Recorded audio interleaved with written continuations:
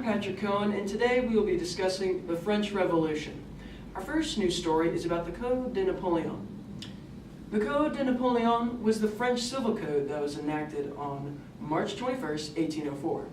It was the main influence on the 19th century civil codes of most countries in continental Europe and Latin America.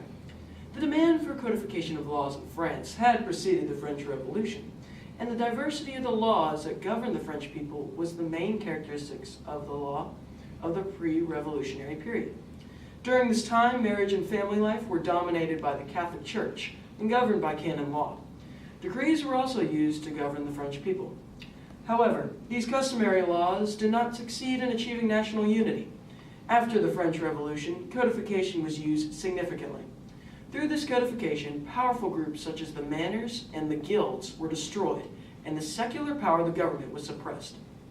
The Code de Napoleon was founded as the first code of laws in history that was purely rational. This code was derived from concepts of modified common sense. The process to establish the Code de Napoleon was very long, and its establishment came about in stages.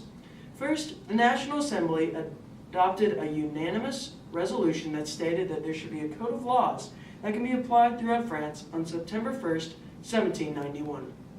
Next, after many failed attempts to pass the resolution, Napoleon resumed the legislative work on the code as France's first consul, and a new commission began.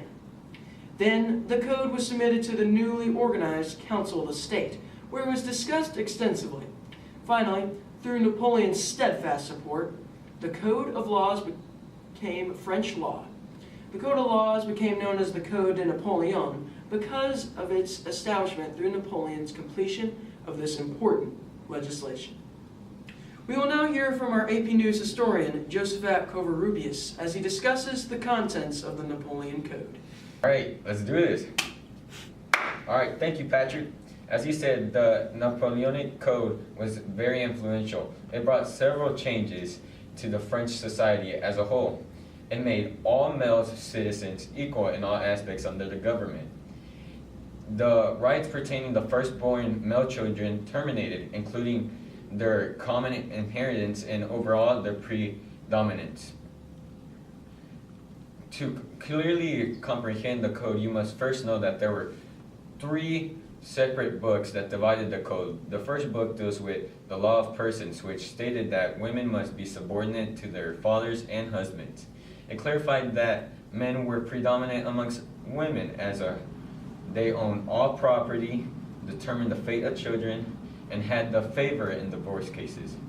And the second book deals with the laws of things, meaning the regulation of property rights such as ownership and servitude. The third book deals with the methods of acquiring rights by succession, donation, marriage statements, and obligations.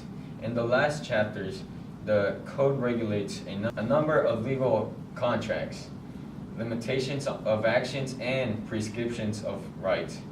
The law establishes the traditional Roman law of contract which allows the freedom of contract.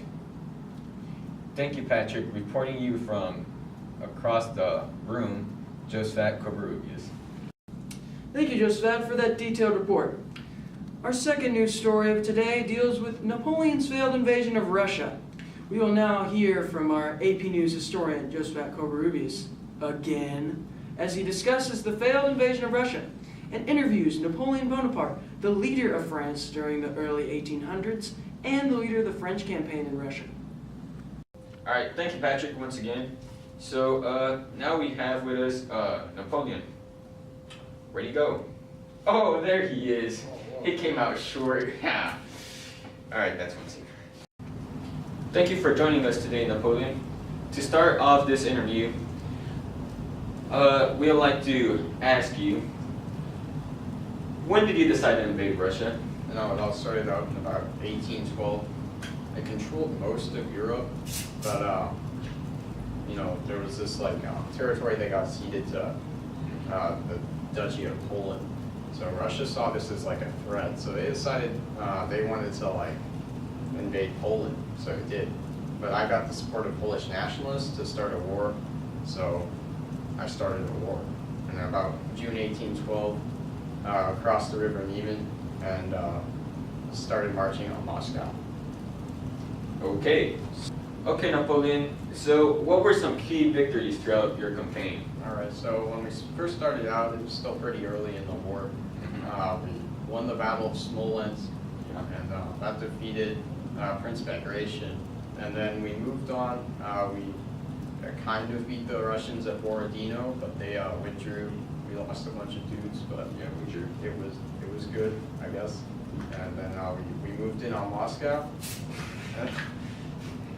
We moved in on Moscow. We captured Moscow, but they had burned most of it, so we weren't too happy about that. Okay, not quite following, but can you tell us what tactics the Russians used?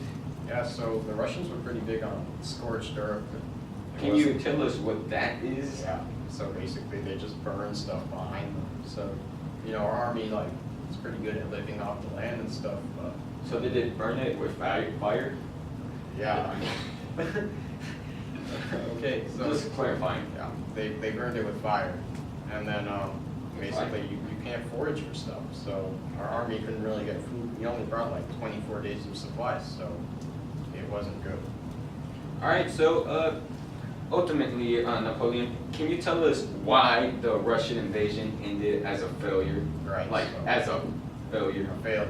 Yeah. You seem to be a little bit emphasizing too much on that, but I mean, it was a failure, wasn't it? we can just ignore that real quick.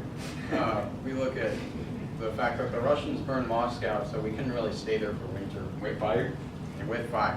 And then we left a little bit late, so it was like October, and the winter started to set in, and we didn't really have the right stuff for cold weather. So a bunch of our dudes like froze to death. It was not cool, but it was cold. And then the Russians are always like harassing us on our retreat, which picked off a bunch of our dudes. Yeah, we lost a bunch of our cavalry, so we couldn't really transport our stuff. And it was bad. All right, so we ran out of time, but just like you ran out of man. So we return to you, Patrick, reporting from across the room, I guess, again, Josephat Covarrubias. Thank you, Napoleon. Thank you, Josephat, for that great report and interesting interview. That's all for us on AP News. I'm Patrick Cohen, and we'll see you next time. Go ahead. We will now hear from our AP News historian, Josephat Covarrubias, as he discusses the contents of the Napoleon Code. Man, it's my... Go ahead. Thank you, Patrick, as you said, before you came. Okay, Rico, so, I said...